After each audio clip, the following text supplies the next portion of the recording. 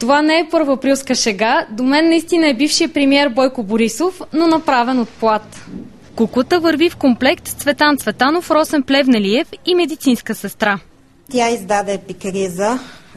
Окончателната диагноза е фобия от Доган Станишев, парламентарен контрол, стачки, граждански искания и предсрочни избори. Анелия Василева е завършила технически университет, но повече от 10 години прави кукли. За целта използва платове от стари дрехи на приятели.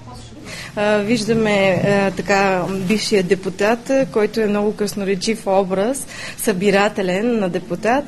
Всъщност провокирах я към това политическо кабаре, което тя направи, вдъхновена от това, че видях една изложба на един чех Ежне, който беше направил чешкия парламент. Героите, които вдъхновяват Анелия, са както политици, така и типични персонажи от родната действителност. Една от най-харесваните кукли е този полицай, хумористично наречен Неподкупен. Той просто спира хората по улицата и след като те спре, това, което трябва да имаш в себе си са 20 лева, подаваш му ги и продължаваш. Един господин е много специален в колекцията на Анелия. Той освен, че вдига щанги, с лекота вдига и рейтинг. Това е журналистът Николай Бареков.